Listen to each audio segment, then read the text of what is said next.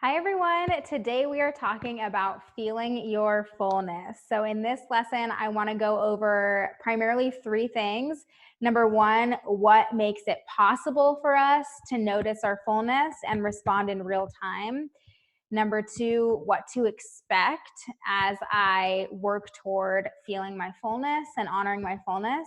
And then number three, some little tips and tricks when it comes to fullness. Okay. So, first things first, what makes it possible for us to even notice our fullness and respond in real time? So, the first thing we have to be doing is paying attention, right? I have to be present and mindful in my body in order to even notice that I'm starting to fill up. And so, of course, mindful eating can be helpful here.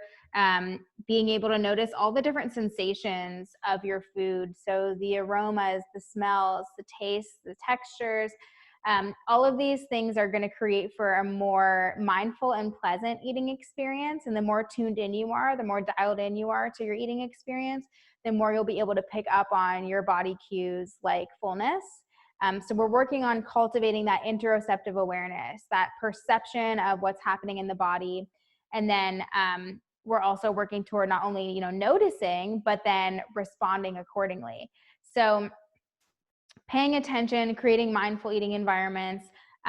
This is going to be really helpful when it comes to your fullness, noticing your fullness, and then creating undistracted eating environments as well. So if I want to be able to be mindful and undistracted so that I can even notice my fullness, I'm going to want like a clear table, something that's calm, not a lot of clutter.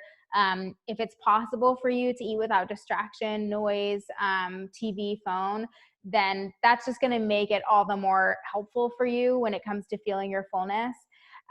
For some of y'all, I know it's not going to be possible for you to have undistracted eating environments. Maybe you live in a chaotic household. And so just be realistic about what's possible for you. But these are just some suggestions about what's going to make it a little bit easier for you to notice your fullness. What's another thing that makes it possible for us to feel our fullness and respond accordingly? So non-dieting, we have to not be dieting in order for us to be able to feel our fullness and to stop eating when we feel full. When you think about it, if we are dieting, it's going to be so much harder to stop eating when we do have access to food because the rest of our day looks like restriction. And so we're going to be so much more likely to eat past the point of fullness because it's like, oh, I got to get it in right now. Like this is the time I'm allowed to eat. This is the food I'm allotted, and you're starving. And so, of course, you're going to eat whatever food you have access to when you have access to it. So dieters often belong to the clean plate club because, again, why would you leave food on your plate when you're starving? Clean plate club. So this often begins in childhood. Our parents, well-meaning parents, want their kids to be well-nourished. And so they'll encourage them to eat all the food on their plate before they can go play with their friends or before they can get up from the table or before they can have dessert. Again, this comes from well-meaning parents. This comes from a good place. However, this can create chronic overeating in the child because we're encouraging them to not listen to their fullness cues, to not listen to their bodies, and to just eat everything that's on their plate regardless of fullness.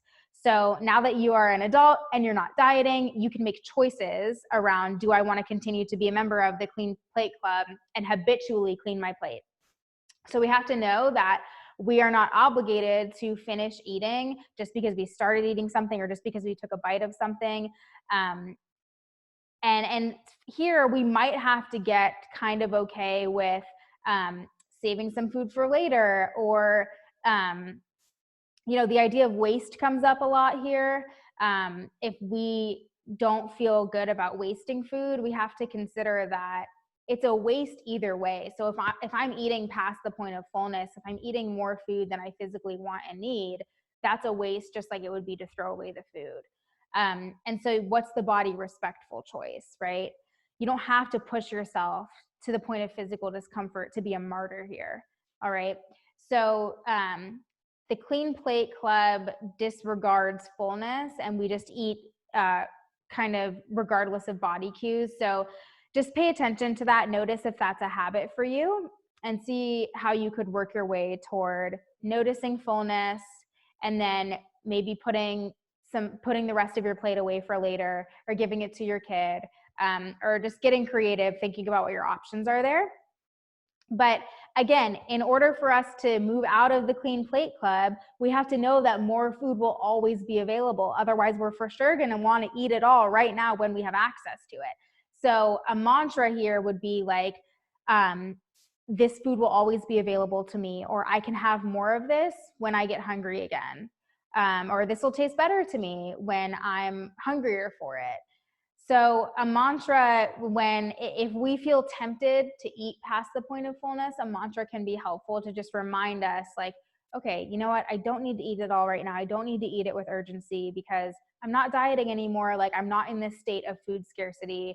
I'm privileged enough to have access to food, and it will always be available. But note that this only works if we are consistently in the habit of honoring our hunger. And if we try to use that mantra in a moment of hunger, saying food will always be available, that doesn't work, right? So if we're in a moment of hunger, like it's much better to eat and nourish yourself. This food will always be available only works if we are like well nourished consistently, and if we're full, and or if we're like in a moment of like what feels like overeating or binge eating. Like it can be helpful to remind yourself that food will always be available. But again, just want to make sure that we have that caveat that only works if we're consistently honoring our hunger. So these are just some things that are going to make it more possible for us to have success here with feeling our fullness. So now let's talk more about what to expect. So there's two things. Let's expect for some emotions to come up when we're about to stop eating. So sometimes it can feel like sadness, because food is like, eating is often a break from our day. It's a break from real life and it's pleasurable and it's enjoyable. It should be, right? And so there might be some sadness that we have to stop the eating experience, and that's normal. So again, a mantra can be helpful around like, hey, I get to eat again, in a little bit, or I get to have more of this food tomorrow. So you can kind of self-soothe in those moments and know that a little bit of sadness is normal. But maybe not. Maybe you're done eating and you're totally like content and peaceful and happy, and all of those emotions are valid. So then the second thing when it comes to what to expect, sometimes you are working your way through a meal and you'll notice that you're not hungry anymore, but you're not sure if you're full. So if you're in the early stages of intuitive eating and you're still getting to know your body, you might not fully know what fullness feels like yet.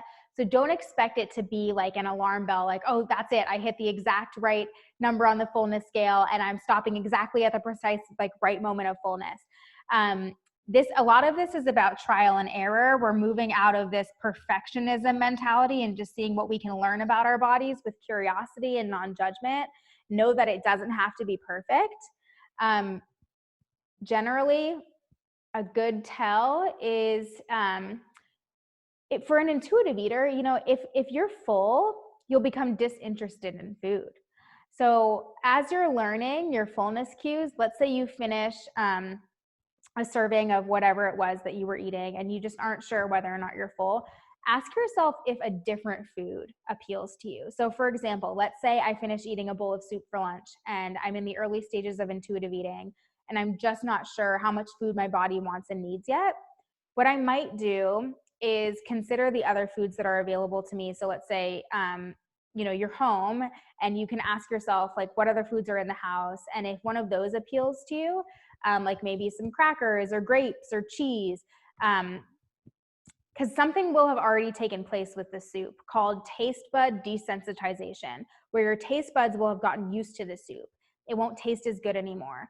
But that doesn't necessarily mean that you're full. So we have to consider a different food your taste buds haven't desensitized yet. That's just kind of one thing to note, is how our taste buds will desensitize to food. So it'll still taste good, but it just won't have the same effect as those first couple bites. But sometimes too, we have the opposite problem where maybe we are eating one of our favorite meals and we're getting full, but we want to keep eating because it does taste so good. So in those moments, you have a choice. Remember that this whole process is meant to be very empowering. This whole intuitive eating, intuitive living is meant to restore your autonomy. And so you have choices here. So let's say you want to keep eating past the point of fullness because the food tastes good. You can.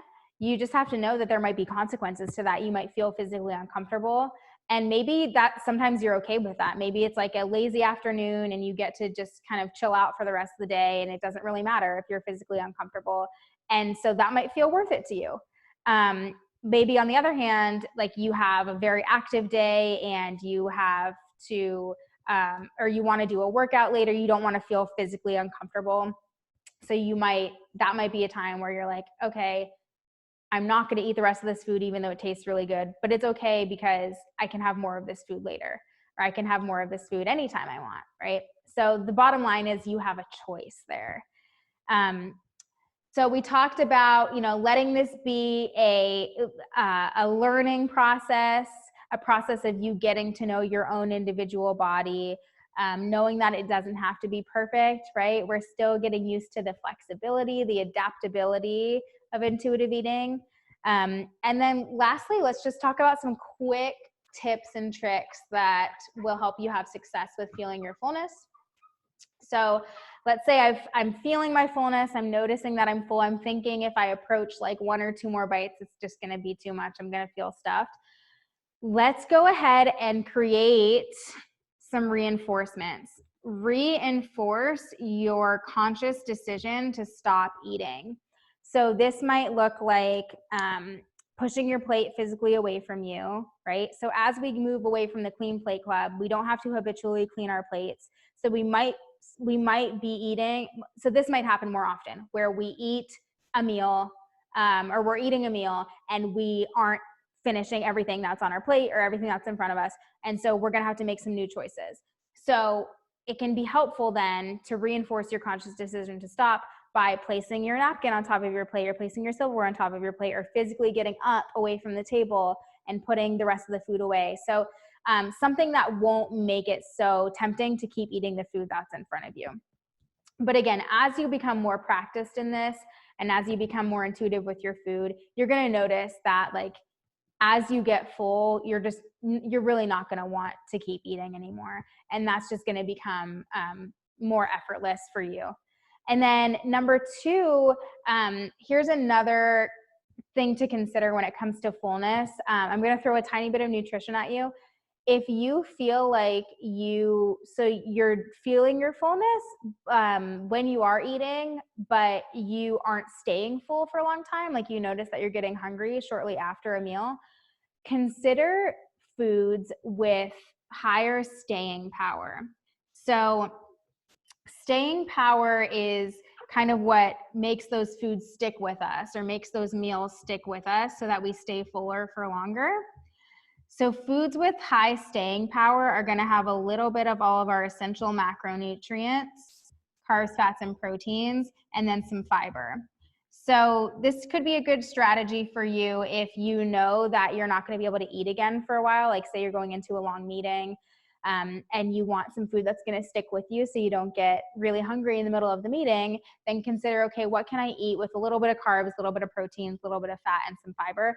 And know that this is a very loose guideline, okay? And there are certainly going to be times where we eat a meal or snack that's just a carb, or we eat a meal or snack that's carbs and proteins, no fat. Things like that. And that's totally okay. Again, this is just kind of a general suggestion, something that can promote staying power with food.